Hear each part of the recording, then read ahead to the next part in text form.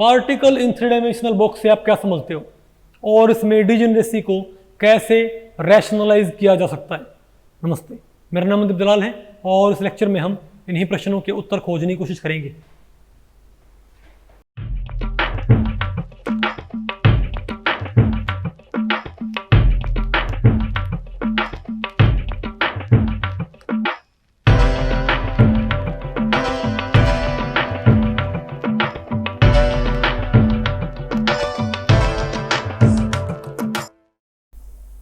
तो भैया आज हमें क्या पढ़ना है, particle in three dimensional box. तो भाई इस टॉपिक को हमने टोटल 3 सेक्शंस में डिवाइड किया हुआ है। पहले हम क्या पढ़ेंगे, derivation and solution of Schrodinger wave equation for particle in 3D box. फिर क्या होगा, pictorial representation of quantum states. क्या बेटा, नहीं बेटा, फिर क्या होगा, energy level diagram for particle in cubical box या 3D बॉक्स। बेटा वो आपने कल पढ़ा था 1 डायमेंशनल बॉक्स, ये क्या आपका 3 डायमेंशनल बॉक्स। ठीक है, ओके। इसके ऊपर एक क्वेश्चन तो आपका IIT JAM के मॉडल टेस्ट पेपर में सिलेक्ट कर रखा है। ओके, तो बताओ पहले हम क्या पढ़ते हैं, derivation and solution of Schrodinger wave equation for a particle in 3 dimensional box. देखो इससे पहले हमने क्या पढ़ लिया है कि 1 डायमेंशनल बॉक्स में पार्टिकल ट्रैप्ड हो तो उसकी क्वांटम स्टेट्स कैसी नजर आएंगी और उनकी एनर्जी क्या होगी, हमको पता है भाई। आज आपने क्या मानना है कि एक पार्टिकल एक 1 डायमेंशनल बॉक्स की बजाय कहां ट्रैप्ड है, एक 3 डायमेंशनल बॉक्स के अंदर। ठीक है, 1 डायमेंशनल बॉक्स की वही सिर्फ लेंथ थी x, पार्टिकल सिर्फ x में मूव कर सकता था, y में और z में मूवमेंट पॉसिबल नहीं थी। अब आप क्या मानो कि भाई हमारे पास एक 3 डायमेंशनल बॉक्स है, मान लो जैसे ये हॉल ही है, ठीक है, और इसके अंदर एक कबूतर, और ये मानो ये है x के लॉन्ग दूरी क्या मान लो आप a, y के लॉन्ग दूरी क्या मान लो b, और इस कमरे की हाइट क्या मान लो c।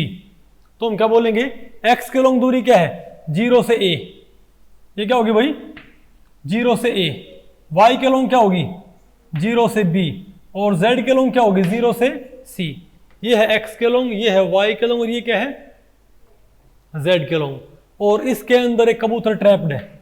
तो आप मानो भाई एक 3 डायमेंशनल बॉक्स, जैसे कि आपके पास भाई कोई रूम होता है या आपके पास कोई, ये मानो एक बड़ा डब्बा हो, बड़ा बॉक्स हो, उसके अंदर एक कबूतर ट्रैप्ड है।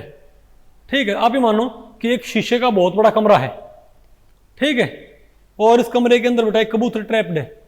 तो क्लासिकली इस कबूतर की प्रॉपर्टी कैसे आएंगी, फॉर्मूलों से, इजंट इट।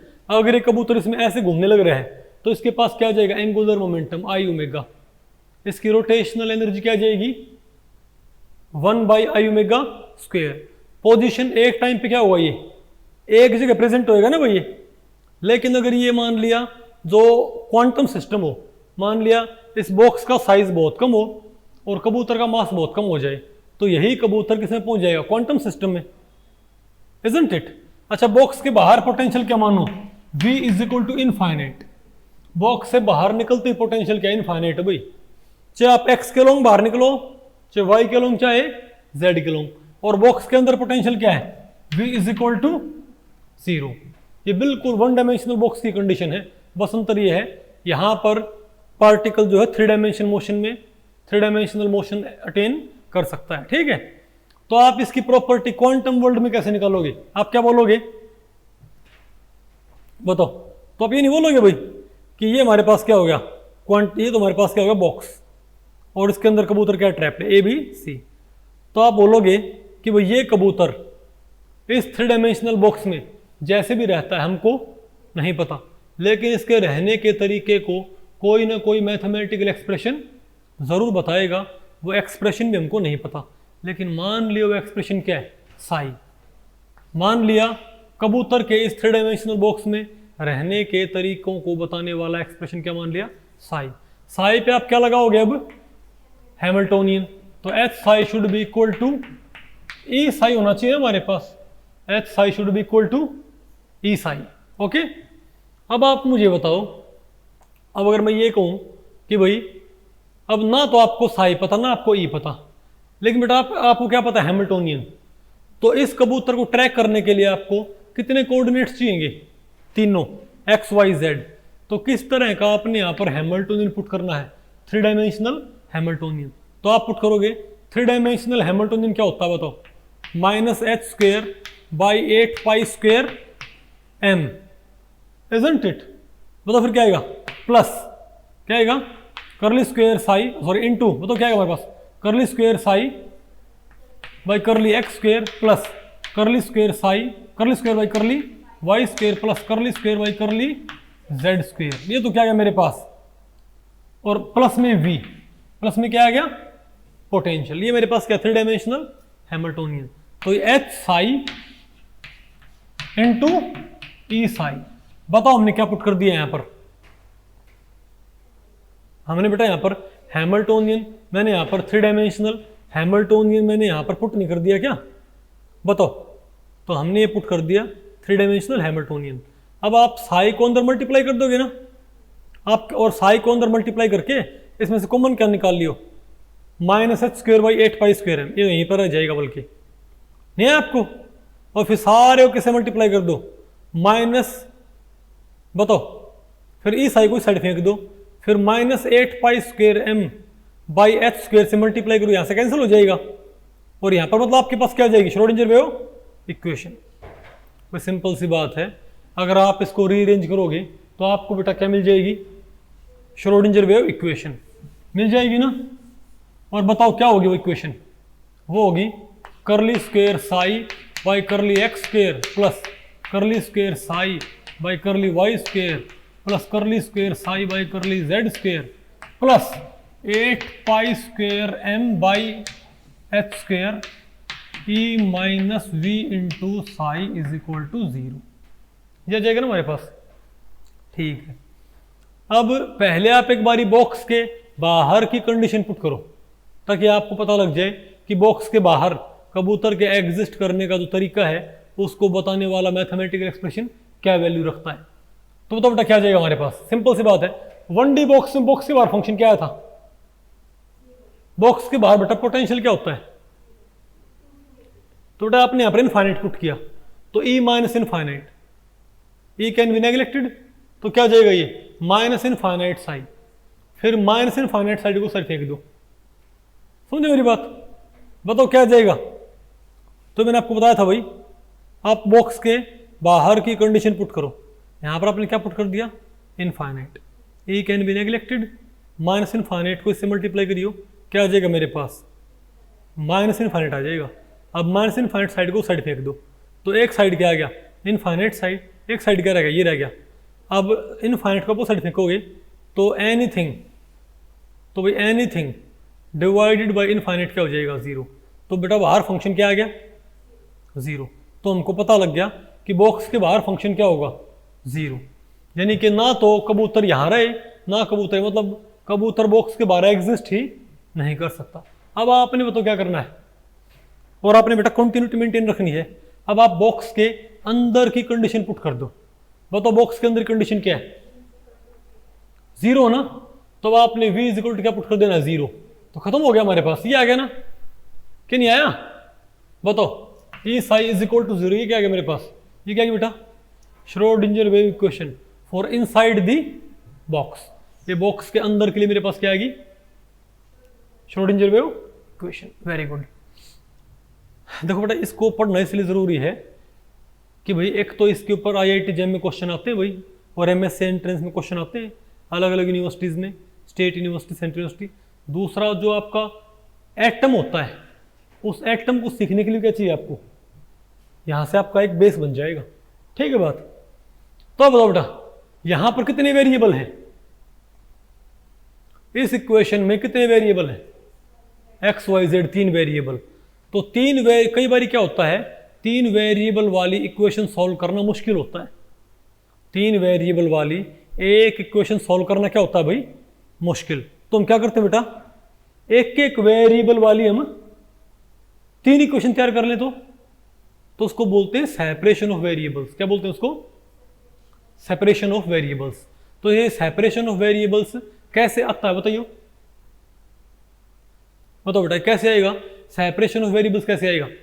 आप एक काम करो, जो फंक्शन है ना, क्या है जो फंक्शन, आप ये बताओ जो वॉल्यूम होती है वो क्या होती है, टी के, एन के और पी के क्या होती है, डिपेंडेंट होती है ना। Volume is a function of t and volume आपको पता है directly proportional temperature. Volume is directly proportional to number of mole, but volume is inversely proportional to pressure. तो आपको पता है वॉल्यूम टी के ऊपर डिपेंड करती है, वॉल्यूम एन के ऊपर और वॉल्यूम पी के ऊपर इनवर्सली। तो वॉल्यूम का ओवरऑल फंक्शन क्या होगा, बताओ क्या होगा, एन टी और पी, ये हो जाएगा ना। इसको हटाएंगे तो क्या आएगा, कांस्टेंट, गैस कांस्टेंट आर, पता होगा ना आपको इस चीज़ का।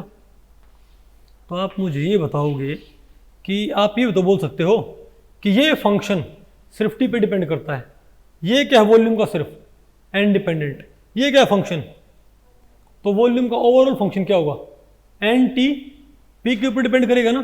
तो मैं बेटा ये नहीं बोल सकता, अगर मैं इन तीनों को फंक्शंस को मल्टीप्लाई करता हूँ मेरे पास क्या था वॉल्यूम का, बेटा मैं इन तीनों फंक्शंस को मल्टीप्लाई कर दूं तो वॉल्यूम में क्या आ जाएगा मेरे पास, ओवरऑल फंक्शन। तो मैं क्या बोलूँगा, वॉल्यूम का जो फंक्शन एन टी और पी के ऊपर डिपेंड करता है उसको मैं लिख सकता हूँ वॉल्यूम का मोल डिपेंडेंट फंक्शन इनटू वॉल्यूम का प्रेशर डिपेंडेंट, वॉल्यूम का टेम्परेचर डिपेंडेंट फंक्शन, उनकी मल्टीप्लाई। नहीं आपको, तो यहां बेटा कितने वेरिएबल बताओ, 3। तो ये फंक्शन किसके ऊपर डिपेंड करेगा, तीनों वेरिएबल्स के ऊपर, एक्स वाई और जेड के ऊपर। लेकिन मैं बताओ क्या मान सकता हूं, मैं ये मान सकता हूं कि जो ओवरऑल फंक्शन है साई वो 3 वेरिएबल पे डिपेंड करता है, एक्स वाई और जेड, ये 3 वेरिएबल्स का फंक्शन है। लेकिन मैं इसको लिख सकता हूं एक तो साई एक्स डिपेंडेंट, एक साई वाई डिपेंडेंट और एक साई जेड डिपेंडेंट। मैं इस बेटा इस पूरे फंक्शन को 3 फंक्शन में तोड़ सकता हूं। जैसे v is equal to r n r t over p को मैं कैसे लिख सकता हूं, वॉल्यूम का एन डिपेंडेंट फंक्शन, वॉल्यूम का पी डिपेंडेंट फंक्शन, वॉल्यूम का टी डिपेंडेंट फंक्शन, उन तीनों फंक्शंस की मल्टीप्लाई के तौर पे लिख सकते हैं। तो बेटा सिमिलरली ये जो फंक्शन साई है इसको मैं क्या मान सकता हूँ, 3 फंक्शंस की मल्टीप्लाई मैं मानूंगा। हालांकि ओवरऑल फंक्शन क्या करता है, 3 फंक्शंस पे डिपेंड करता है, एक्स वेरिएबल पे, वाई वेरिएबल और जेड वेरिएबल पे।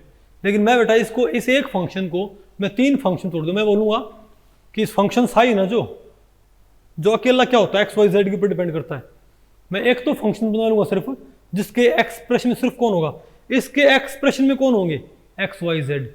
लेकिन बेटा इसके एक्सप्रेशन में सिर्फ कौन होगा, एक्स, इसके एक्सप्रेशन में सिर्फ वाई, इसके एक्सप्रेशन में सिर्फ जेड।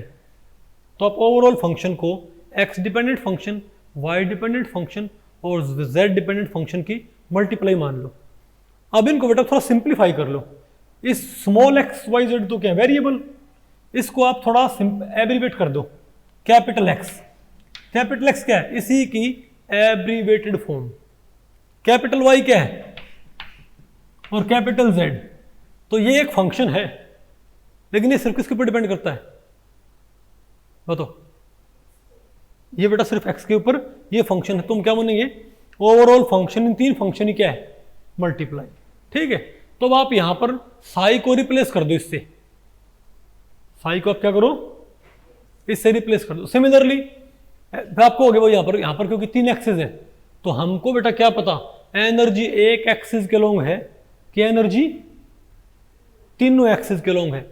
लेकिन हमको पता है कि टोटल एनर्जी हमेशा कैसे निकलती है, अगर 3 एक्सिस है उनके अलोंग एक्सिस के अलोंग एनर्जी को ऐड कर देते हैं ना।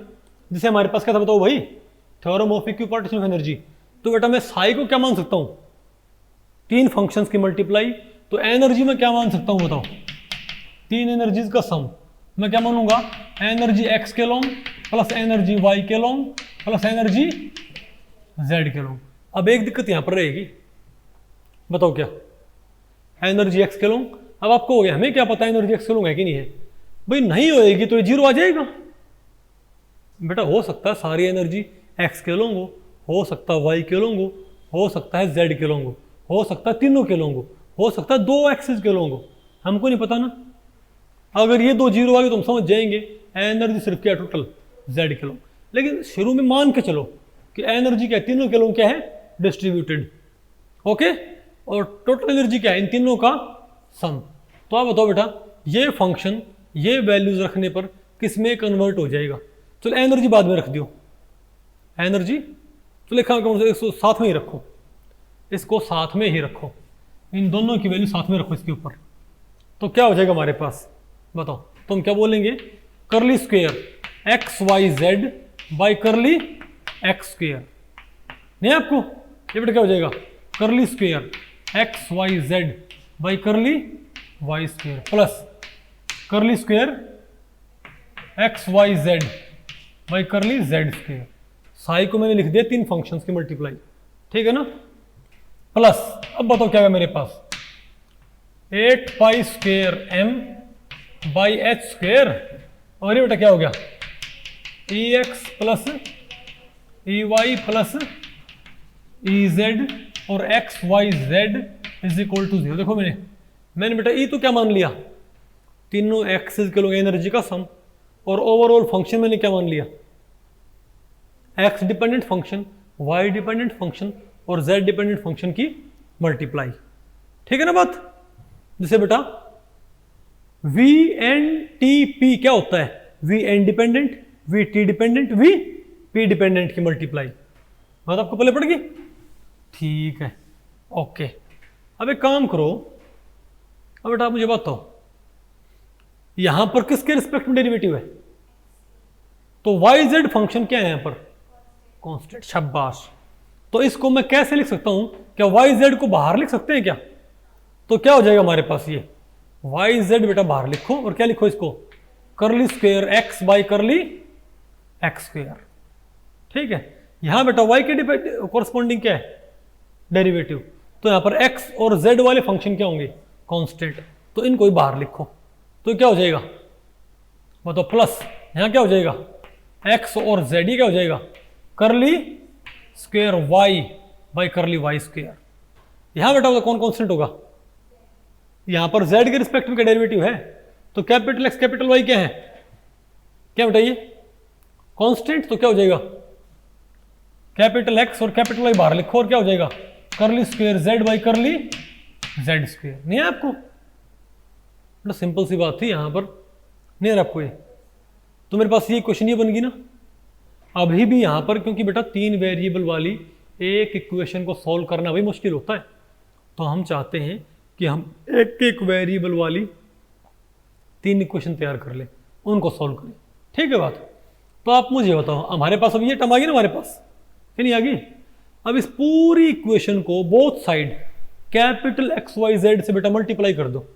तो अगर यहां पर आपने कैपिटल एक्स वाई जेड से मल्टीप्लाई किया तो डिवाइड कर दो दोनों साइड, तो यहां पर आपने कैपिटल एक्स वाई जेड से मल्टीप्लाई किया तो वाई जेड जैसे एक्स वाई जेड, तो वाई जेड से वाई जेड कैंसिल, यहां पर क्या आ जाएगा 1 बाई एक्स, यहां बेटा क्या आ जाएगा बताओ 1 बाई एक्स रह जाएगा, इसको भी एक्स वाई जेड से तो एक्स जेड क्या हो जाएंगे कैंसिल, यहां क्या आ जाएगा 1 बटा वाई, यहां बेटा एक्स वाई जेड से शाबाश 1 by Z, very good okay.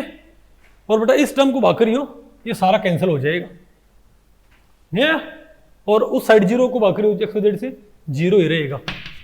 तो ये बेटा आपके पास नहीं आई क्या बताओ, कुछ पहले पढ़ रहे गुड।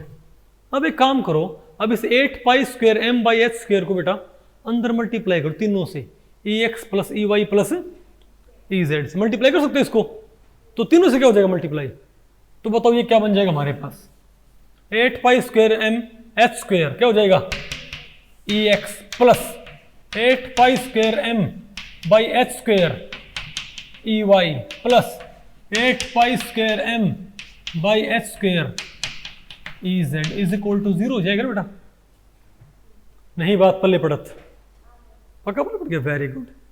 अच्छा अब एक बात हो, अब मैं 8 pi square M by 8 pi square m e x by H square क्या मान लू बताओ, के स्क्वेयर क्या मान लू इसको मैं, सॉरी के एक्स स्क्वेयर, किसको मैं क्या पुट कर दूं के एक्स स्क्वेयर कांस्टेंट, इसे क्या बोल दूं के वाई स्क्वेयर, इसे क्या बोल दूं के जेड स्क्वेयर। नहीं आपको ये बेटा मैं क्या मान लूँ बताइयो, 8 pi square m e x by H square क्या मान लो, k x square k y square k z square. ठीक है, तो बेटा बताओ मेरे पास ये क्या बन जाएगी, ये क्या हो जाएगी मेरे पास, शाबाश, के एक्स स्क्वेयर, बताओ क्या हो जाएंगे सारे, के x square plus k y square plus k z square is equal, आपको पता है इसमें सिर्फ x है, इसमें y वेरिएबल है, इसमें सिर्फ क्या z वेरिएबल है, नहीं है आपको? Okay very good. अब बेटा मुझे बताओ इनमें से x वाली टर्म कौन सी है? देखो बेटा देखो, फर्स्ट और ये वाली टर्म क्या है, इनमें सिर्फ x है, इसमें सिर्फ y है, इन दो में सिर्फ क्या है, z। तो मैं इस इक्वेशन को 3 इक्वेशन के बेटा सम के तौर पे लिख सकता हूं क्या? बताओ कौन कौन सी? क्या मैं इनको ऐसे लिख सकता हूं कि ये इक्वेशन 3 इक्वेशंस का सम है, कौन कौन सी, 1 by x curly square x by curly x square plus k x square is equal to 0, first. ठीक है, दूसरा बेटा 1 by y curly square y by curly Y square plus k y square is equal to 0। और बेटा मैं बोल दूं 1 by z curly square z by curly Z square. ध्यान बेटा, कैपिटल जेड फंक्शन है, फंक्शन का जेड डिपेंडेंट पार्ट पता होगा ना आपको, क्या है ये, plus k z square is equal to 0। एक काम करो बेटा, आप इन 3 को जोड़ो आप एक बारी, मैं कहूंगा this equation can be fragmented, this equation can be fragmented into these 3 equations. Is it true? कैसे? इनके राइट हैंड पार्ट जोड़ो, this plus this plus this, ये 6 टर्म आ जाएंगी, एंड 0 प्लस 0 प्लस 0 बेटा ये टर्म आ जाएगी, नहीं है आपको? लेकिन फायदा क्या है इसमें बेटा, कितनी, इसमें कितने वेरिएबल हैं, इस अकेली इक्वेशन में कितने वेरिएबल हैं, 3। लेकिन ये मेरे पास क्या आएगी, एक एक वेरिएबल वाली 3 इक्वेशन। और अच्छी बात यह है हमको इसका सॉल्यूशन ऑलरेडी पता है, क्योंकि बेटा एग्जैक्टली वही इक्वेशन जो किसकी है, 1D बॉक्स की। बेटा कौन सी इक्वेशन थी, 1D बॉक्स एक्स के लॉन्ग, हालांकि अभी नहीं आया है। काम करो आप, अब इसको बेटा आप सारे को कैपिटल एक्स से मल्टीप्लाई कर दो, किससे, कैपिटल एक्स से। बताओ क्या हो जाएगा, कैंसिल, और यहां क्या हो जाएगा, capital x is equal to 0। इसको कैपिटल वाई से मल्टीप्लाई कर दो, कैपिटल वाई, इस सारे कैपिटल जेड से मल्टीप्लाई करियो, जेड कैंसिल, जेड और 0 इंटू जेड 0, खत्म हो गया। अब बेटा ये बताओ ये इक्वेशन कौन सी है, ये एक्स है वास्तव में क्या, साई का एक्स डिपेंडेंट पार्ट। बेटा एग्जैक्टली वही फंक्शन नहीं है जो 1D बॉक्स की इक्वेशन थी, कौन सी, curly square psi by curly x square plus k x k square psi is equal to 0। ये एग्जैक्टली कौन सी है, 1D बॉक्स नहीं एक्स के लूँ, हाँ बस अंतर क्या है, यहां पर आपने के स्क्वेयर की वजह बोला होगा के एक्स, उसकी वजह क्या है, क्योंकि भाई 1D बॉक्स में एक ही एक्सिस था, यहां पर 3 एक्सिस है, तो आपके यहां पर जो 3 कॉन्स्टेंट होंगे उनको आपने डिफरेंशिएट करना पड़ेगा, के एक्स के वाई और के जेड से। बात आपको पहले पड़ गई। तो ये बेटा एग्जैक्टली कौन सी क्वेश्चन है, 1D बॉक्स वाली। नहीं आया आपको समझ ना, नहीं आया, पक्का आ गया, ठीक है। तो बेटा आपने तो समझे 3 वेरिएबल वाली एक इक्वेशन सॉल्व करने से बेहतर है क्या कर लो, एक एक वेरिएबल वाली 3 इक्वेशन। ये बेटा एग्जैक्टली कौन सी आपको होगी ना, 1D बॉक्स वाली तो ये थी, curly square psi by curly x square plus k square psi is equal to 0। बेटा ये आया था ना, ये साई किसके ऊपर डिपेंड किया करता, सिर्फ एक्स के ऊपर। तो ऐसे लिखने में दिक्कत क्या है, इसी को मैंने क्या बोला है, कैपिटल एक्स, कैपिटल एक्स। हाँ यहां पर के स्क्वेयर है, यहां पर मैंने क्या लिखा बेटा, के एक्स स्क्वेयर। वजह भाई क्योंकि यहां पर 3 क्या है, एक्सिस, तो यहाँ वहां बेटा एक ही के था, यहाँ पर 3 के आएंगे तो डिफरेंशिएट तो करने पड़ेंगे, और कोई अंतर नहीं है, नहीं आपको समझ। तो ये एग्जैक्टली कौन सी इक्वेशन है, वो थोड़ी बहुत नहीं, एग्जैक्टली क्या है ये, वन डी बॉक्स, तो ये क्या हो गया, वन डी बॉक्स एक्स के long, one D box y के long, one D box z के लॉन्ग। तो इसका बेटा आपको सॉल्यूशन पता है ना, अब इसका वेव फंक्शन क्या आएगा बताओ, इसको सोल्व करने पर वेव फंक्शन तो क्या आएगा, कैपिटल एक्स यहां से क्या आएगा बताओ, √2/a साइन n पाई x/a, ये मैंने पढ़ाया था आपको भाई। इसका बेटा सोल्यूशन क्या था, हाँ भाई जिसने ऑनलाइन वालों ने नहीं पढ़ा है एक बार वन डी बॉक्स जाके पढ़े, ठीक है। इस इक्वेशन का सॉल्यूशन आएगा, कैपिटल एक्स की वैल्यू आएगी, ठीक है, कैपिटल एक्स की वैल्यू आएगी,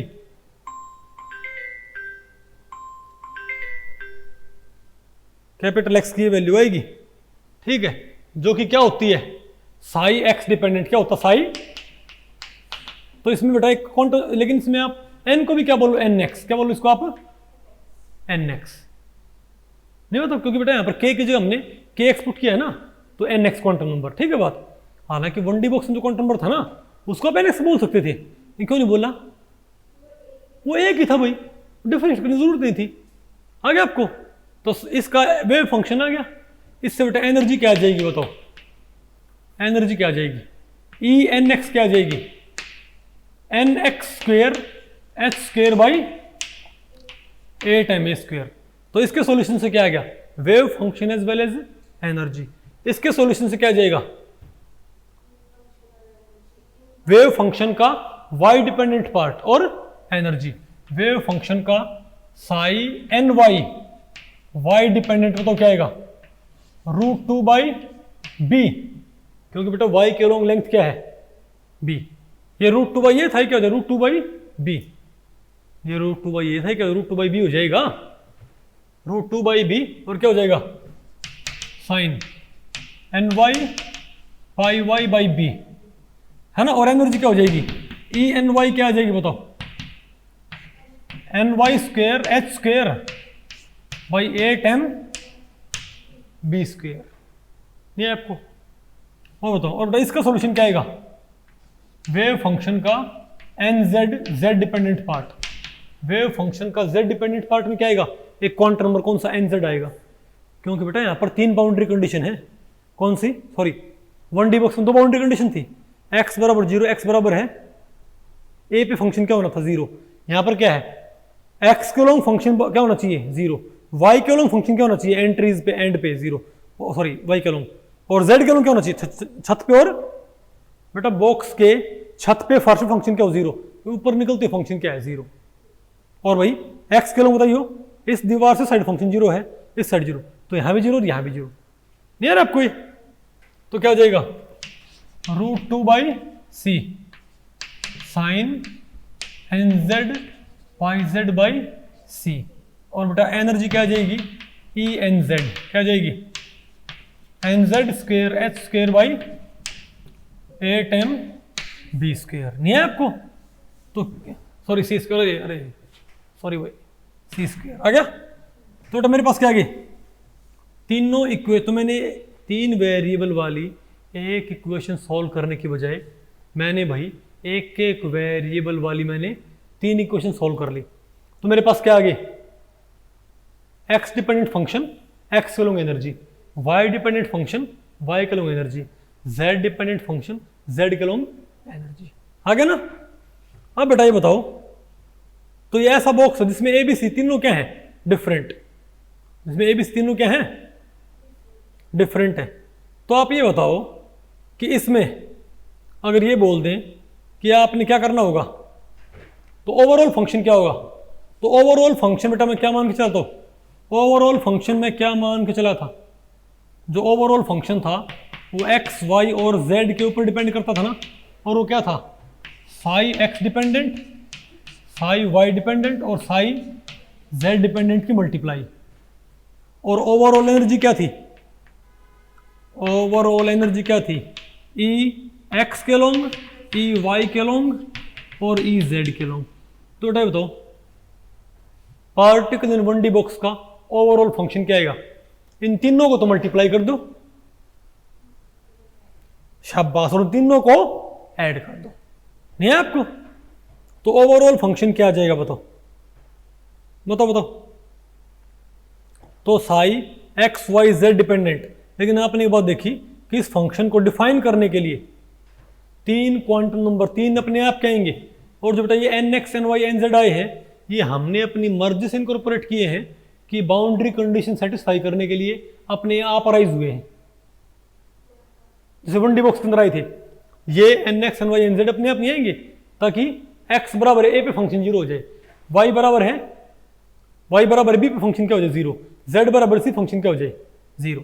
उसके अरे भाई वो के ए इज इक्वल टू एन पाई था नहीं आपको बेटा, तो अपने आप आए ही है, तो हम क्या बोलेंगे, तो अपने क्या बोलना पड़ेगा, ओवरऑल फंक्शन तो क्या है हमारे पास, इन तीनों फंक्शन की मल्टीप्लाई। तो ये भी, तो इन सब में बाहर क्या लिखे हुए हैं, इनके कॉन्स्टेंट क्या है, √2/a √2/b √2/c, तो 2 दूनी 4 दूनी 8, शाबाश, ये तो पहले आ जाएगा। और ये तो क्या बाकी क्या आ गया, फंक्शन आया, आ गया ना फंक्शन। एनर्जी क्या आ जाएगी, तीनों एनर्जीज को आप सिंपली ऐड कर दें, फंक्शन भी आ गया और एनर्जी भी आ गई। बेटा इसमें कॉन्स्टेंट क्या होता है, इनमें कॉन्स्टेंट क्या होएगा, तीनों एनर्जी जोड़ने पर ओवरऑल एनर्जी क्या है बताओ, h² a टाइम कॉन्स्टेंट होगा ना, अंदर क्या आ जाएगा nx² a² plus ny² b² plus nz² c², isn't it. तो एनर्जी आएगी और क्या है मेरे पास, वेव फंक्शन। ये बताओ किसका है, ये हमारी, इसको बोलते हैं ऑर्थोरोम्बिक बॉक्स। क्या बोलते हैं इसको, मतलब ऐसा बॉक्स कि 3 डायमेंशनल, जिसमें बेटा तीनों साइड क्या है, डिफरेंट, ए बी सी तीनों साइड्स बेटा क्या है, डिफरेंट है, नहीं है आपको, ओके। लेकिन अगर मैं ये कहूं कि टेट्रागोनल बॉक्स हो, क्या बेटा, टेट्रागोनल बॉक्स हो, टेट्रागोनल बॉक्स का मतलब क्या होता है, जैसे चप्पल का डिब्बा होता है, अरे हवाई चप्पल का डिब्बा होता है, उसमें क्या होता है, 2 साइड तो क्या होती हैं, अरे ये वाली साइड तो बराबर होती हैं, स्क्वायर नहीं होती है वाली बेटा, स्क्वायर है ना, तीसरी साइड क्या होती है, डिफरेंट। तो मान ले ए और बी साइड क्या है बराबर, अगर बेटा ए और बी साइड बराबर है तो यहां पर बताओ क्या हो जाएगा, तो इस फंक्शन को आप कैसे बदलोगे बताओ, तो यहां भी क्या कर दियो, ए कर दियो बस, और यहां भी बी को क्या रखा दियो ए, तो क्या हो जाएगा 8/a²c, नहीं है बेटा आपको ये, और ये बताओ क्या हो जाएगा a² और a², नहीं है आपको सुने, गुड शाबाश। तो ऐसे तो क्या जाएगा, और तो और बेटा अगर क्यूबिकल बॉक्स हो, क्या हो हमारे पास है, क्यूबिकल बॉक्स। अब बताओ बेटा क्यूबिकल बॉक्स क्या होता है, तो मैं आपको तीनों की पहले फंक्शन और एनर्जी बता रहा हूं, अभी फिर आपको इनको नहीं है जो इनकी 3 डायमेंशनल रिप्रेजेंटेशन होंगी आपको वो सिखाई जाएंगी। अब बेटा क्यूबिकल बॉक्स हो तो उसमें तीनों साइड क्या होती हैं, बराबर, शाबाश। तो ये भी क्या हो जाएगा ए, ये क्या हो जाएगा ए और ए, तो √2/a √2/a √2/ क्या हो जाएगा √8/a³, वेरी गुड। और ये बताओ क्या हो जाएगा, और बेटा एनर्जी बताओ क्या होगी, एनर्जी क्या हो जाएगी बताओ, नहीं आपको समझ, बताओ एनर्जी क्या हो जाएगी, एनर्जी क्या थी हमारे पास ओवरऑल, ये आई थी ना, तो ये भी ए और ये भी ए, तो a² बाहर, तो अंदर क्या रह जाएगा nx² ny² और nz², नहीं आपको, तो मेरे ख्याल से आपको एनर्जी आ गई और वेव फंक्शन भी आ गया। क्यूबिकल बॉक्स का क्या, आपको तीनों तरह के बॉक्स के लिए आ गया होगा ना, कौन सा, ऑर्थोरोम्बिक, टेट्रागोनल और क्यूबिकल, वेरी गुड। यानी बेटा क्यूबिकल बॉक्स इंपॉर्टेंट है एमएससी एंट्रेंस के लिहाज से, तो हम ज्यादा फोकस उसी पर रखेंगे, ठीक है ना, ओके, ये भी आ गया। अब बताओ क्या है, pictorial representation of quantum state of particle in 1 dimensional box. अब बेटा बताओ क्या है इनका पिक्टोरियल रिप्रेजेंटेशन। अब बताओ पिक्टोरियल रिप्रेजेंटेशन का मतलब क्या है, अब आपने देखना है कि ये साइट आपने विजुअलाइज कैसे करनी है, क्या ये साइट आपने बेटा विजुअलाइज कैसे करनी है। तो आप बताओ 3 dimensional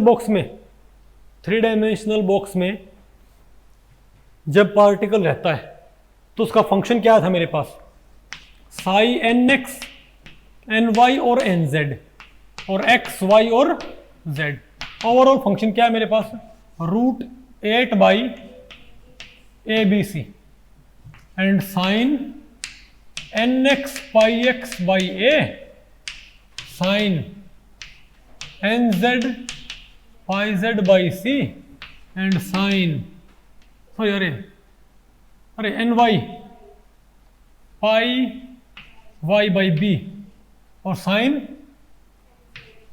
N z y z by c. ये होता ना बेटा, क्या नहीं होता? तो यहां से अब बताओ बाउंड्री कंडीशन। अब आपने क्या करना है, अब आपने देखना है कि उस 3 डायमेंशनल बॉक्स में पार्टिकल के रहने का पहला तरीका कैसा होता है, फिर दूसरा तरीका। तो अब बताओ बेटा nx, तो क्वांटम नंबर्स क्या करते हैं? अब समझे जो डेफिनेशन होती है हमारी में, it is the set of 4 number. भाई 1D बॉक्स में बेटा एक काउंटर नंबर था, 4 तो थी ही नहीं। 3D बॉक्स में क्या हमारे पास 3 काउंटर नंबर है। नहीं समझे बात? ये अगर आप फिलहाल अगर आप IIT JAM का मॉडल टेस्ट पेपर उठाओगे, जो किसने प्रोवाइड कर रखा है? खुद IITs ने बेटा एक मॉडल टेस्ट पेपर प्रोवाइड कर रखा है। पता होगा ना आपको कि नहीं पता?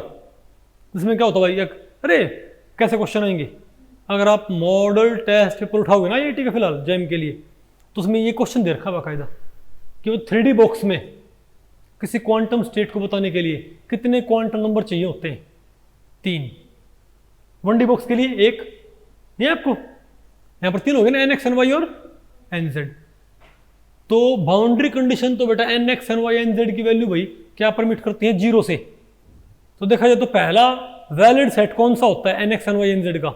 0 0 0 भाई, क्योंकि nx की वैल्यू क्या होती है 0 से ऑनवर्ड, ny क्या होता है 0 1 2 3 4 5 एंड सो ऑन, और nz भी क्या होता है 0 1 2 3 4 5 and so on.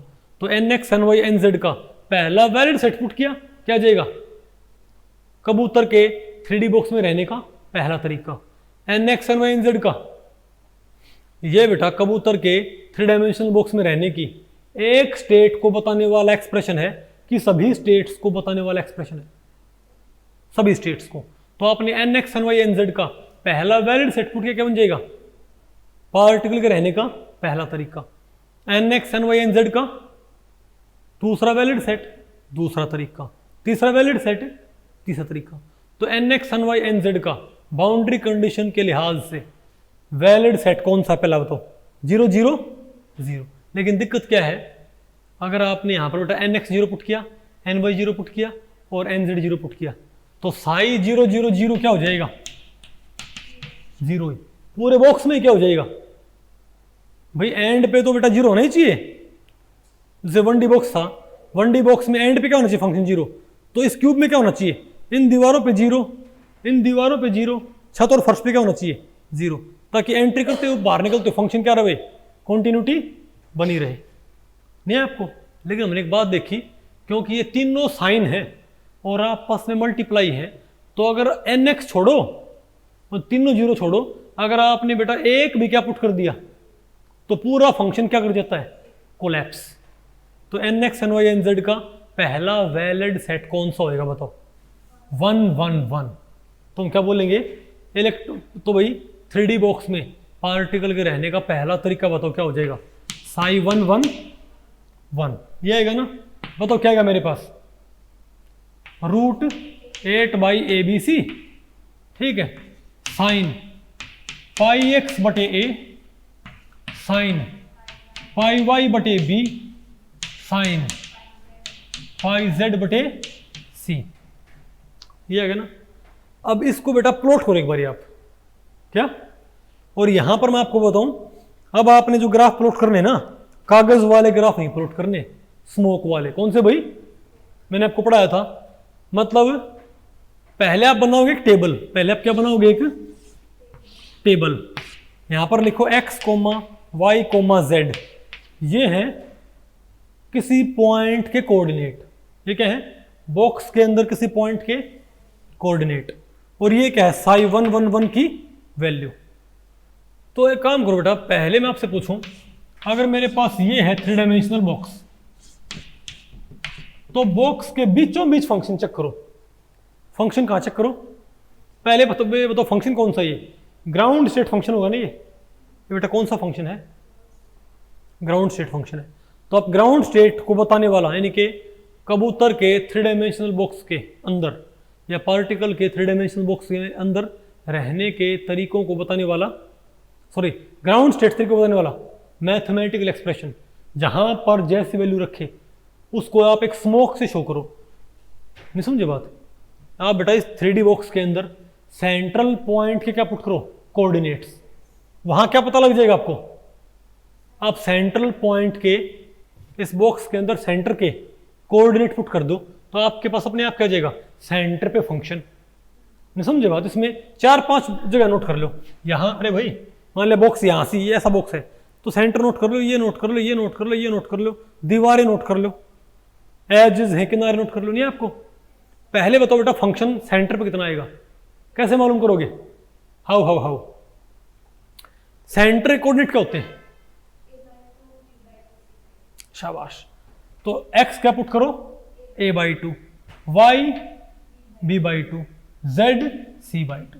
a/2 a से a cancel, π/2 sin 91, y b/2 b से b cancel sin 91, c/2 sin 91। तो बेटा कितना आया फंक्शन वैल्यू? √8/ABC। अब 8 भी एक नंबर है और ABC भी नंबर्स है तो ये क्या नंबर आया ना, तो फंक्शन। और आप बताओ क्या साइन थीटा की वैल्यू बेटा 1 से ज्यादा पॉसिबल है क्या? बताओ क्या साइन थीटा की वैल्यू 1 से ज्यादा पॉसिबल है? तो ये क्या मैक्सिमम वैल्यू एक, मैक्सिमम एक। तो ये फंक्शन मैक्सिमम कब आ गया? तुम क्या बोलेंगे, इस पॉइंट पे जब मैं इस पॉइंट के कोऑर्डिनेट पुट करता हूं तो बेटा फंक्शन की वैल्यू क्या होती है, psi111 फंक्शन क्या है, मैक्सिमम वैल्यू रखता है बॉक्स के सेंटर में। नहीं है आपको? ओके। अब आप एक काम करो, तो सेंटर में आ गया मैक्सिमम। अब आप छत, जो छत है उसके लिए बताओ, छत पे कोई पॉइंट होगा बेटा, ये इस छत की हाइट कितनी है, c। नहीं समझे बात? हाँ बेटा छत पे कोई पॉइंट लो, उस पॉइंट का कोऑर्डिनेट क्या होगा, c होगा ना बेटा। छत पे आप कोई पॉइंट लो, उसका एक्स वाई कोऑर्डिनेट कुछ भी हो, आपने यहां पर ये लिया, नहीं बात आपको बोले बड़ी, तो x क्या होगा, आप छत के सेंटर में लो तो x क्या होगा, a/2, y क्या होगा, b/2, लेकिन z क्या होगा, c।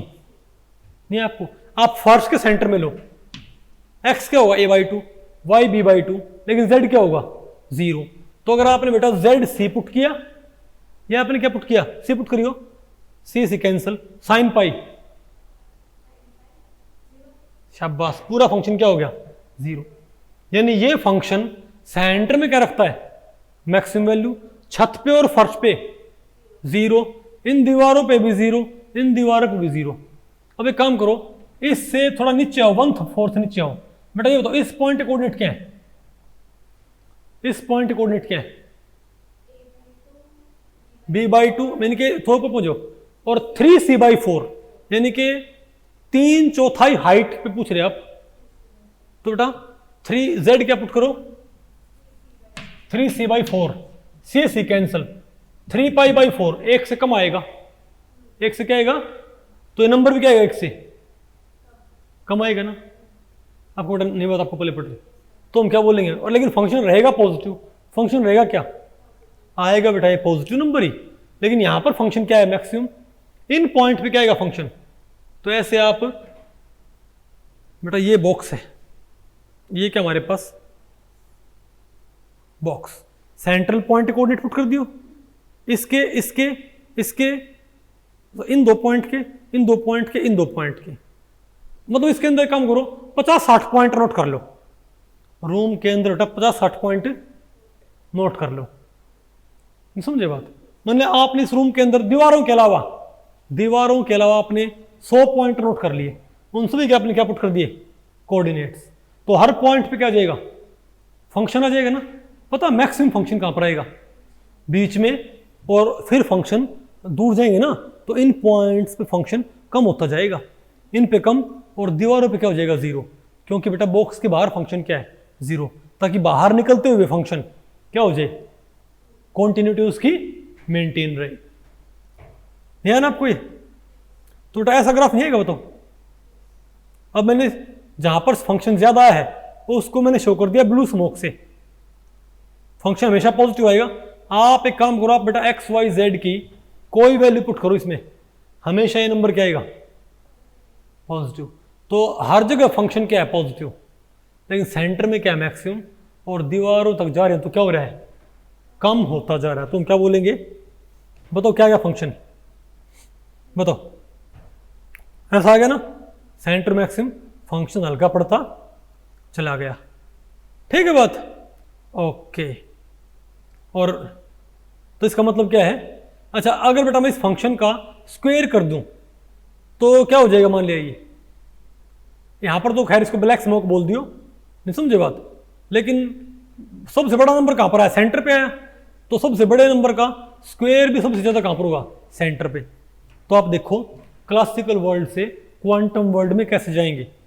मान लिया भाई एक शीशे का एक बहुत बड़ा बॉक्स, आप मानो शीशे का बाहर एक रूम उड़ने लग रहा है।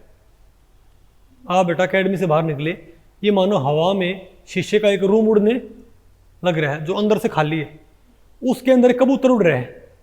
तो वो कबूतर क्लासिकल कबूतर है, तो बेटा उस रूम में आपको कबूतर एक जगह नजर आएगा कि कई जगह नजर आएगा? कैसे? बेटा क्लासिकल कबूतर है, हवा में एक शीशे का रूम उड़ रहा है, उसमें एक सफेद रंग का कबूतर है, वो आपको कई जगह नजर आएगा, नजर आएगा? एक जगह। वेरी गुड, ठीक है, ओके। हमने ऐसे किया, मान लो कहां पहुंच गया? क्वांटम वर्ल्ड में। और क्वांटम वर्ल्ड में वो कौन सी स्टेट के अकॉर्डिंग रहने लग गया? साई 1 1 1 के अकॉर्डिंग। तो क्या होगा? वो सफेद रंग का कबूतर क्या हो जाएगा? गायब। नहीं होता आपको पहले पड़ी? और उस रूम के अंदर एक ब्लू स्मोक फैल जाएगा। वो ब्लू स्मोक सेंटर पे क्या होगा? उस रूम के डेंस, और हल्का पड़ता जाएगा दीवारों तक, और बताओ छत और फर्श तक। Isn't it? और भाई स्क्वायर, अगर मैं इस ब्लू स्मोक का स्क्वायर प्लॉट करूं तो व्हाइट स्मोक भर दो, तो उसमें क्या? उसमें एक व्हाइट स्मोक भर जाएगा ना, तो सेंटर पे का डेंस और हल्का पड़ता जाएगा। नहीं मतलब आपको पहले पड़ी? इसको बोलते हैं वेव कैरेक्टर, क्योंकि ये स्मोक का डिस्ट्रीब्यूशन कैसा है? कॉन्टिन्यूअस।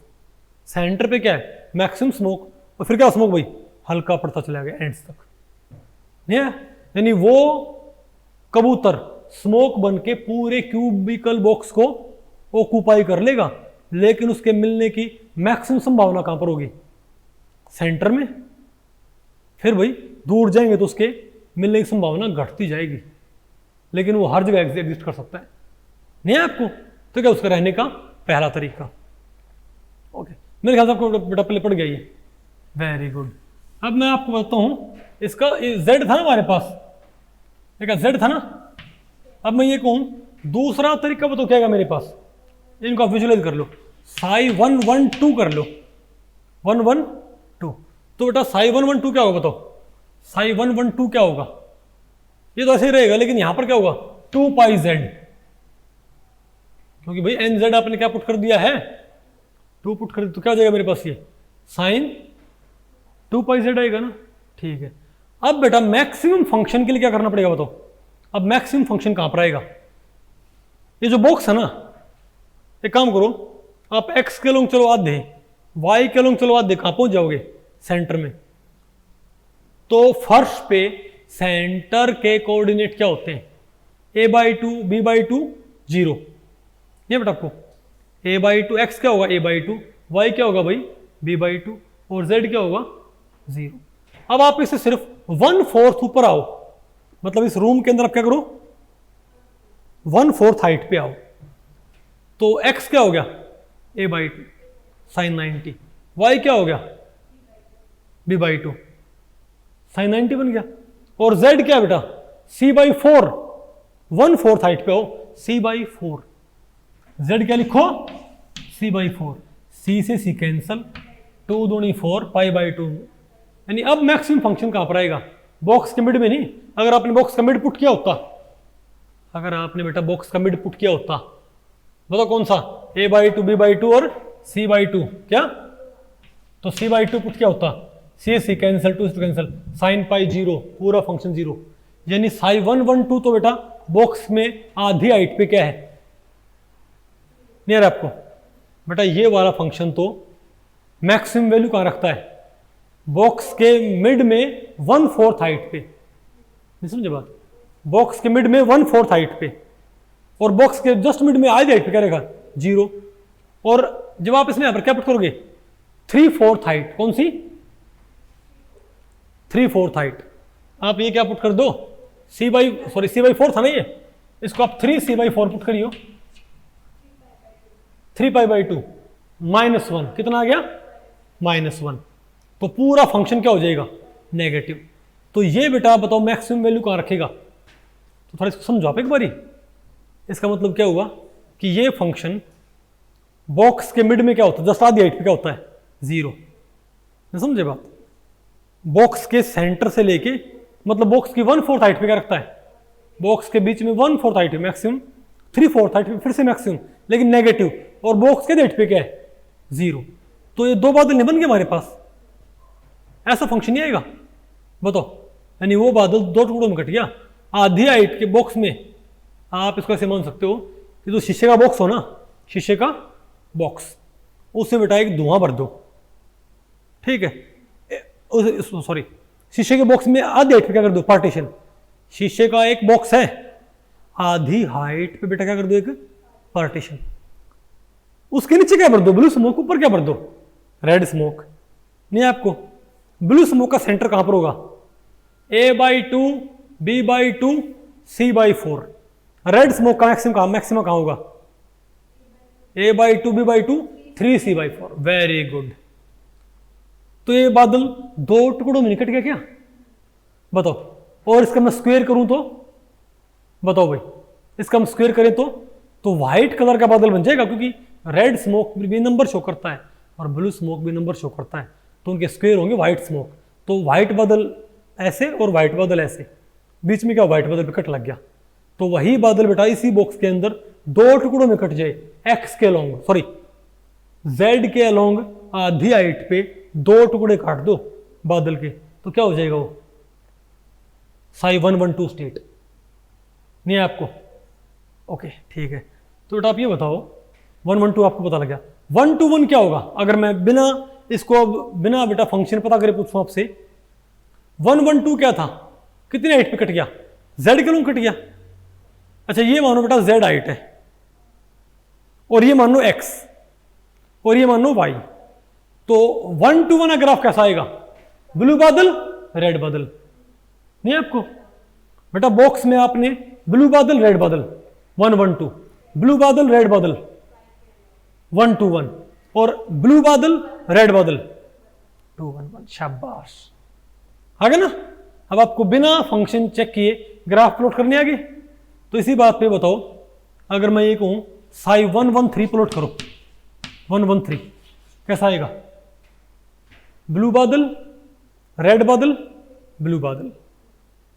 नहीं आपको बेटा ब्लू बादल रेड बादल ब्लू बादल, 131 क्या आएगा ब्लू रेड ब्लू, और 311 क्या आएगा ब्लू रेड ब्लू। नहीं आपको? अच्छा यहां भी आप नोड वगैरह निकाल सकते हो क्या बेटा? Ψ113 में कितने नोड है? Ψ111 में क्या नोड थी? एक भी नहीं थी। Ψ112 में क्या ही थी? एक नोड। Ψ113 में क्या ही थी? दो नोड। अच्छा बताओ अगर मान लिया मैं ये कहूं Ψ222 कैसे बनाओगे? सब के लॉन्ग नोड आएगी। नहीं है आपको बेटा Ψ222 कैसे बनेगा बताओ?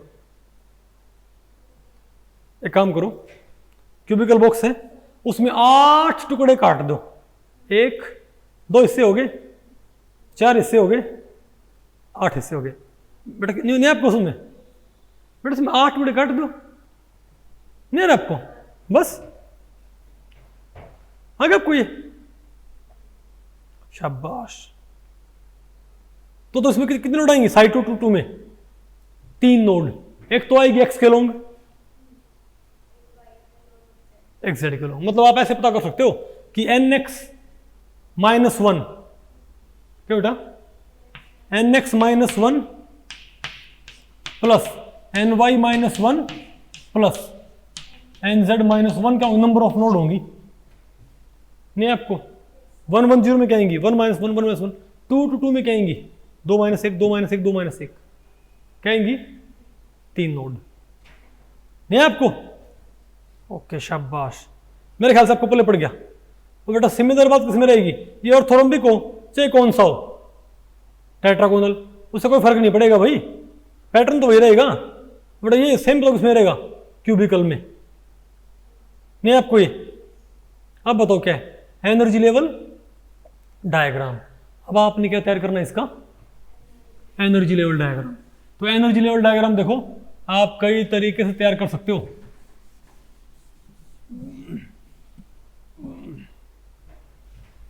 एनर्जी लेवल डायग्राम भाई कई तरीके से तैयार किया जा सकता है, ठीक है। लेकिन मैं आपको सिर्फ और सिर्फ नहीं है एनर्जी लेवल डायग्राम को बताऊंगा। तो किसका, अच्छा तो क्या हमारे पास ऑर्थोरोम्बिक बॉक्स का एनर्जी लेवल डायग्राम किसका है, ये आप बताओ कैसे बनोगे। ऑर्थोरोम्बिक बॉक्स कैसे बनाते हैं, तीनों साइड आपने क्या करनी है, ये वैसे देख लो, इसको याद ना करियो। तीनों साइड आपने क्या करनी बताओ, डिफरेंट करनी है ना। तो बेटा बी क्या मान लो 2a और सी क्या मान लो 3a। अरे भाई बी क्या मान लो 2a, सी क्या मान लो 3a, ठीक है। तो कॉमन क्या आ जाएगा तीनों में से, ए स्क्वायर कॉमन आ जाएगा ना। नहीं आपको सुने बेटा, ये अगर आपने यहां पर क्या लिख देना बताओ 2a और यहां पर क्या लिखो 3a, तो ए स्क्वायर कॉमन आ गया। तो 3a का होल स्क्वायर तो क्या हो 9c स्क्वायर, तो 9a स्क्वायर हो जाएगा। यहां पर क्या हो जाएगा 4a स्क्वायर, तो ए स्क्वायर तो बाहर निकल जाएंगे और यहां पर क्या जाएगा 1 4 और 9, यह आ जाएगा ना। नहीं आपको समझ में? अब आप nx n y n z की वैल्यू पुट करके और h upon h square by 8ma square unit में क्या निकाल लो इसका, एनर्जीज। नहीं आपको ये एनर्जी किसकी है, साई 1 स्टेट की, साई 1 2 स्टेट की, फाना डिमखाना आ गया आपको। फिर क्या हमारे पास पार्टिकल इन टेट्रागोनल बॉक्स, किसमें है टेट्रागोनल बॉक्स। हाँ यहां बेटा थोड़ा पंगा है क्योंकि यहां पर आएगी डिजेनरेसी। यहां बताओ क्या आएगी, डिजेनरेसी। तो बताओ यहां पर बताओ टेट्रागोनल बॉक्स में क्या हो जाएगा हमारे पास, ए स्क्वायर सी हो जाएगा ना, और यहां भी क्या आ जाएगा ए, है ना। तो इसी में बेटा बताओ क्या होगा, एनर्जी क्या आएगी हमारे पास, 3D बॉक्स की एनर्जी क्या होती है, nx square by a square plus ny square by b square plus nz square by c square होता होगा ना, और क्या होता है h स्क्वायर बाई 8m। अब मैं ये कहूँ बेटा अगर टेट्रागोनल बॉक्स है तो दो साइड क्या होंगी, बराबर होंगी, दो साइड क्या होंगी बराबर। तो ये क्या मान लो आप, ए स्क्वायर ही मान लो इसको, नहीं आपको इसको बेटा क्या मान लो, ए स्क्वायर ही कंसिडर कर लो, ठीक है। अब आप बताओ क्या इन दोनों में से अब ए स्क्वायर कॉमन नहीं आ जाएगा, इन दोनों में से सिर्फ बताइयो, नहीं आ रहा आपको बेटा, सिर्फ इनमें से कोई क्या निकाल लो, ए स्क्वायर कॉमन, तो 1 बाई ए स्क्वायर, नहीं है आपको। अब आप ये बताओ nx की वैल्यू में 1 रखूं और ny की वैल्यू 2 रखूं, या इसकी 2 और इसकी 1 रखूं, ये रिजल्ट तो क्या आएगा हमारे पास 5 आएगा। यानी आपको साफ दिख रहा है बेटा, साई 1 2 1 और साई 2 1 1 इन दोनों की एनर्जी क्या होनी चाहिए सेम, जो साइड बराबर होंगी, नहीं आपको समझ। तो यहां पर इन दोनों स्टेट्स की एनर्जी क्या आएगी सेम। ये दोनों स्टेट्स बेटा क्या कहलाएंगे यहां पर, डीजेनरेट स्टेट्स। ये बात आपको पहले पड़ी, मतलब इस केस में क्या होगा, इस केस में ब्लू स्मोक व्हाइट स्मोक ऐसे रहे ना, मतलब बादल बेटा एक्स के लोग कटे या वाई के लोग कटे, दोनों की एनर्जी क्या होगी, मतलब जो व्हाइट क्लाउड है वो बेटा एक्स के लोग 2 हिस्सों में कट के रहे या वाई के लोग 2 हिस्सों में कट के रहे, एनर्जी क्या रहेगी उनकी, यानी कि कबूतर के बॉक्स में रहने के 2 तरीके क्या हो जाएंगे, डीजेनरेट। आ रहा है आपको ये, नहीं आपको समझ में?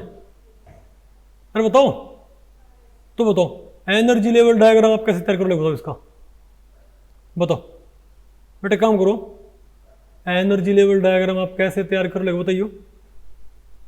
एक काम करियो, आप इसमें नहीं है, आप इसमें ए और बी तो बराबर हैं ही, सी को आप क्या मान लियो 2a, सी अलग करना है ना, तो क्या मान लियो इसको 2a, तो 2a का तो ये a स्क्वायर ही बाहर आ जाएगा और यहाँ पर क्या जाएगा 4a स्क्वायर, तो a स्क्वायर बाहर आ गया, यहाँ कौन आ गया 4, यहाँ पर 1 रह गया, नहीं आपको समझ में।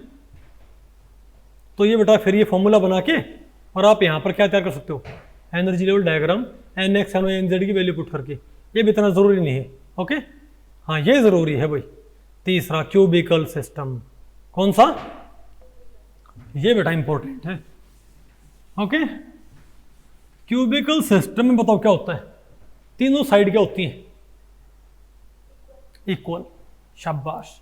तो मेरे पास एनर्जी क्या है ये बताइए, ई NX NY और NZ, बताओ मेरे पास क्या है energy, NX square by a square था हमारे पास भाई, क्या आया था हमारे पास, आया था हमारे पास फॉर्मूला होता था ये एनर्जी का। तो यहाँ बेटा अगर क्यूबिकल बॉक्स हुआ तो a स्क्वेयर और a स्क्वेयर, तो a स्क्वेयर कॉमन आ जाएगा 1/a स्क्वेयर, तो अंदर क्या रह जाएगा NX square plus NY square plus NZ square, और बाहर क्या हो जाएगा, तो लिखो NX square plus NY square plus NZ, और बाहर क्या आ गया S square by 8MA square. अब इसको आप यूनिट मान लियो, क्या मान लियो, यूनिट, ठीक है। तो अब बेटा बताओ, आप एनर्जी लेवल डायग्राम बनाओ और आपने स्टेट्स को विजुलाइज करना है। क्या करना आपने उनको, कि किस तरह से रहे। मैं आपसे पूछूं psi111 स्टेट, बेटा फंक्शन में NX NY NZ का पहला वैलिड सेट, कबूतर के 3D बॉक्स में रहने का पहला तरीका, दूसरा वैलिड सेट दूसरा तरीका, तीसरा वैलिड सेट तीसरा तरीका। तो psi111 का वो तो क्या ग्राफ आएगा, ग्राफ कैसा आएगा बताओ, सेंटर में ब्लू स्मोक ज्यादा, फिर ब्लू स्मोक बेटा हल्का पड़ता पड़ता, और मैं इसका स्क्वायर करूं तो क्या होगा, व्हाइट स्मोक डेंस हल्का पड़ता पड़ता 0, ये होगा ना हमारे पास, कि नहीं आएगा। तो कितने यूनिट आएगी एनर्जी हमारे पास, 3 यूनिट, कितना आएगा 1 1 1 3 यूनिट एनर्जी आएगी हमारे पास, नहीं आपको बताओ। अब बेटा मैं कह दूं, अब मैं कहूं 1 2 1 नहीं 1 1 2, अब मैं आप ये बताओ psi112 स्टेट की एनर्जी क्या आएगी, NX NY NZ, यानी कि जो व्हाइट, यानी कि यहां क्या हो ब्लू स्मोक, यहां क्या हो रेड स्मोक, 6 यूनिट। अच्छा यहां हो ब्लू स्मोक, यहां हो रेड स्मोक, यहां हो blue smoke red smoke, 6 unit. तो आप कहोगे 6, आप कहोगे 3 यूनिट एनर्जी क्रिएट करने का सिर्फ एक ही तरीका, भाई कबूतर को सिर्फ इसी तरीके से रहना पड़ेगा, तो अभी क्या करेगा 6 यूनिट एनर्जी। लेकिन हम क्या बोलेंगे, psi112 स्टेटाग्राफ देख लो, psi121 का और psi211 का, कबूतर के 3D बॉक्स में रहने क्या होते हैं 3 तरीके, और तीनों ही क्या होती है 6 यूनिट। ये तो क्या लिखोगे आप एनर्जी डायग्राम पे, आप ये बेटा ये एनर्जी है, तरीके अलग हैं रहने के, नहीं है आपको, इनको आप बोल अच्छा व्हाट आर मेन शेल। हाँ भाई ये मैं सारे बच्चों को बोल रहा हूं, अगर आपने जब आपने एटम पढ़ा है, जो आपने क्या पढ़ा है एटम, तो अगर आपने मेन शेल में क्या पढ़ी है सब शेल, और सब शेल में क्या पढ़े हैं ऑर्बिटल्स, तो वो एब्सोल्युटली रॉन्ग है। अगर आप कैसे पढ़ते हो हाइड्रोजन एटम को, मेन शेल के अंदर सब शेल और सब शेल में ऑर्बिटल्स, ये भाई बिल्कुल क्या होता है गलत। असली रूट क्या होता है पता आपको, ऑर्बिटल से क्या पढ़ते हैं main shell to sub shell to orbital, ऐसे पढ़ना गलत है। इसका मतलब कॉन्सेप्ट हमने आपने नहीं सीखा। असली रूट क्या होता है, ऑर्बिटल टू क्या बेटा मेन शेल, ऑर्बिटल के बाद क्या सीखते हैं मेन शेल, और main shell to sub shell सीखते हैं। बच्चे पढ़ते हैं main shell to sub shell to orbital, गलत। ऑर्बिटल टू मेन शेल, और मेन शेल के बाद क्या पढ़ते हैं सब शेल, ये होता तरीका। आपको ऐसे कैसे, अच्छा और मेन शेल क्या होती है, मेन शेल कुछ और ना होती, ये भी ऑर्बिटल है, ये उस कबूतर के ऑर्बिटल हैं उस क्यूबिकल बॉक्स में रहने के, समझे बात।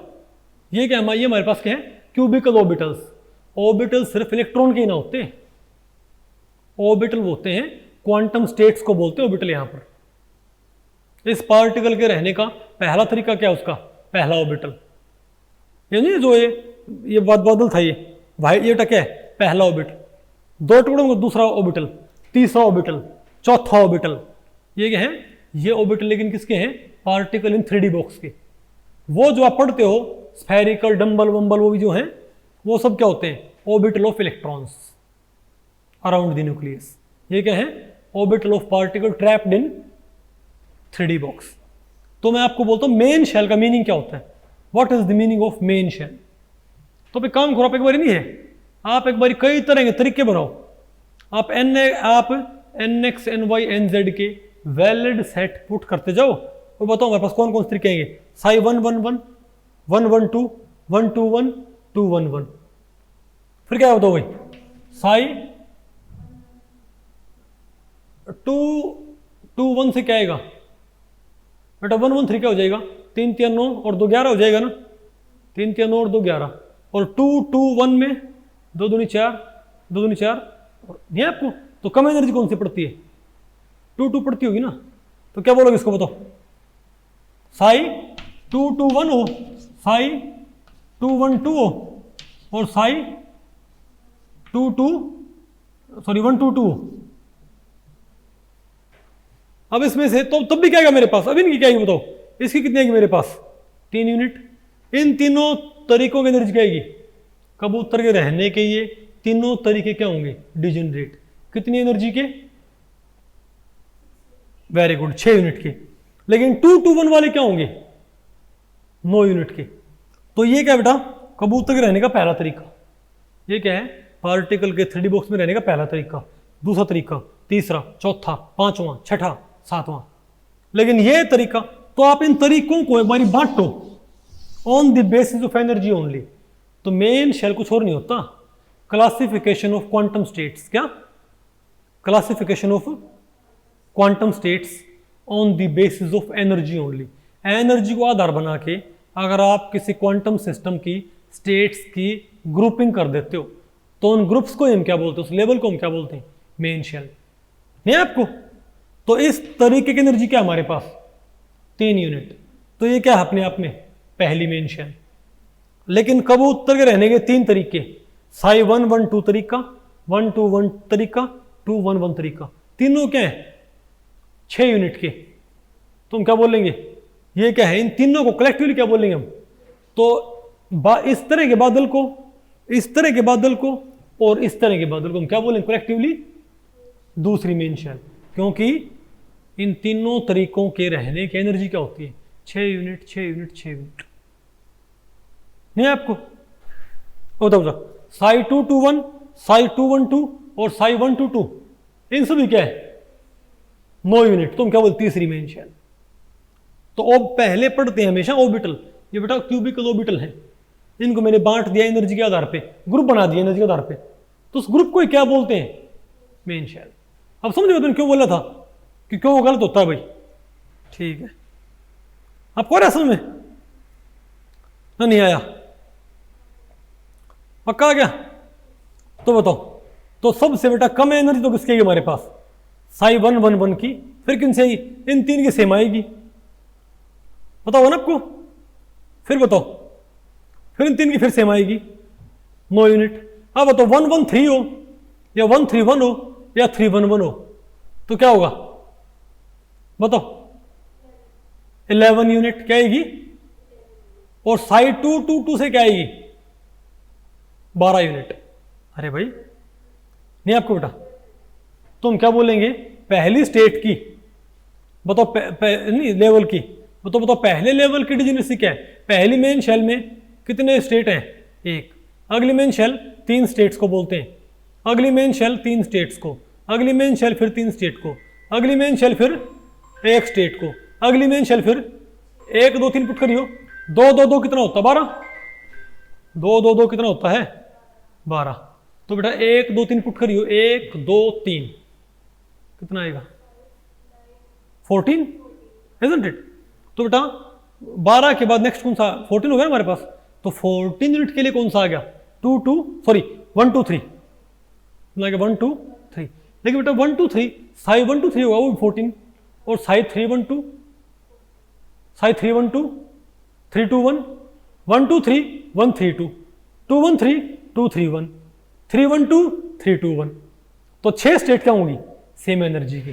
तो आपने एक पैटर्न देखा, आपने देखा कि क्यूबिकल सिस्टम में अगर कोई दो क्वांटम नंबर क्या है, तीनों क्वांटम नंबर क्या है, पहले तो साई 1 1 क्या है अकेला एनर्जी का, साई 2 2 क्या है एनर्जी में अकेला है, नहीं आपको समझ में?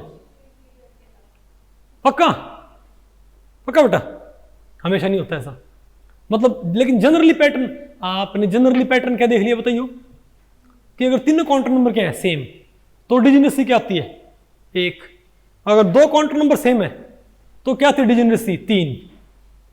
बेटा दो क्वांटम नंबर सेम है तो 3 आती है ना, अरे 1 1 3 1 3 1 3 1 1, और अगर तीनों डिफरेंट हो तो क्या होता है 6 आती है डिजेनरेसी, है ना।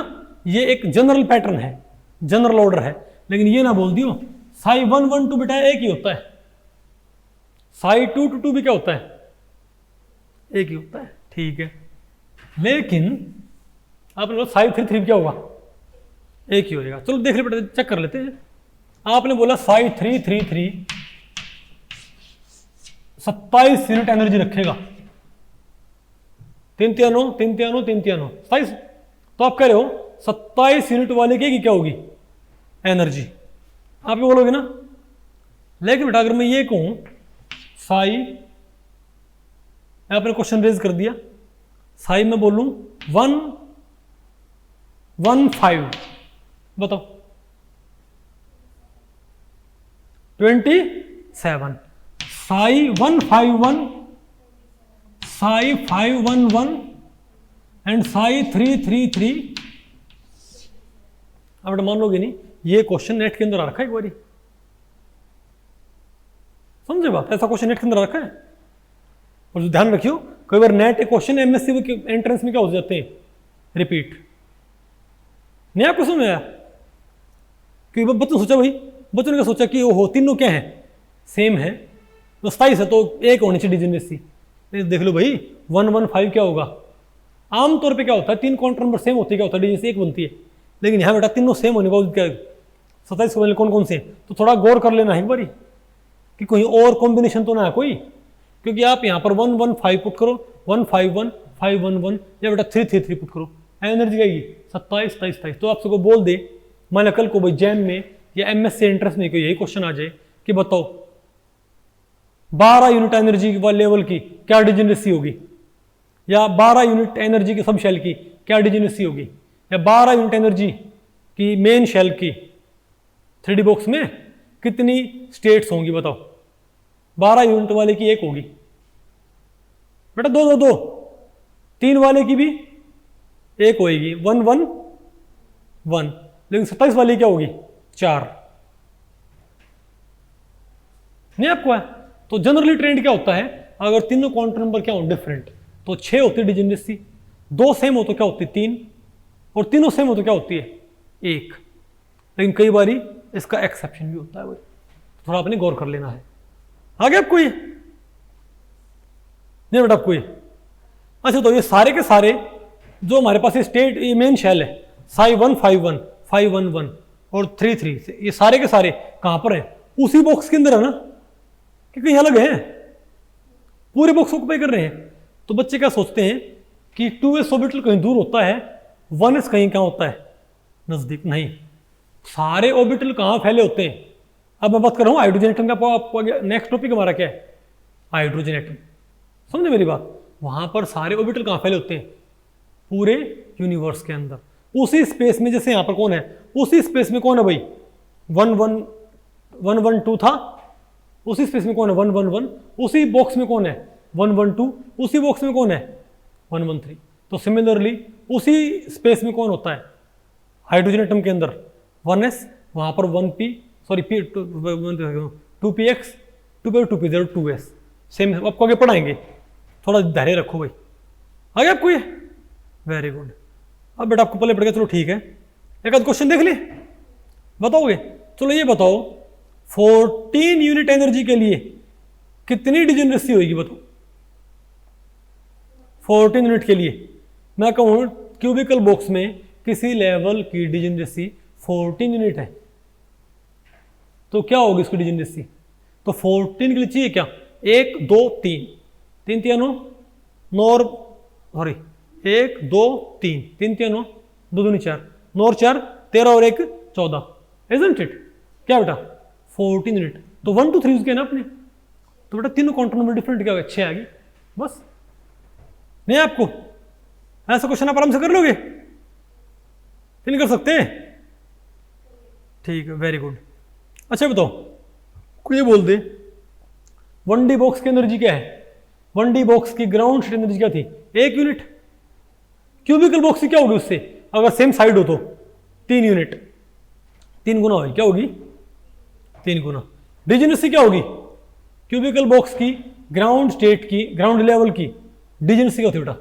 1, क्योंकि 3 यूनिट सिर्फ कौन रखता है? एक स्टेट। कौन सी? साई 1 1 1। नहीं आपको? बेटा पढ़ो तो पढ़ लिया, आपकी मर्जी है। ओके नहीं आपको, लेकिन कॉन्सेप्ट आपको सारा पल्ले पड़ गया होगा कि नहीं आया? तो भाई इस लेक्चर में इतना ही। अगर इस लेक्चर के बारे में आपके कुछ प्रश्न या सुझाव हैं तो आप मुझे नीचे कमेंट सेक्शन में पूछ सकते हैं, मैं उनके उत्तर देने की पूरी कोशिश करूंगा। तो ठीक है, मिलते हैं अगले लेक्चर में, तब तक के लिए नमस्ते।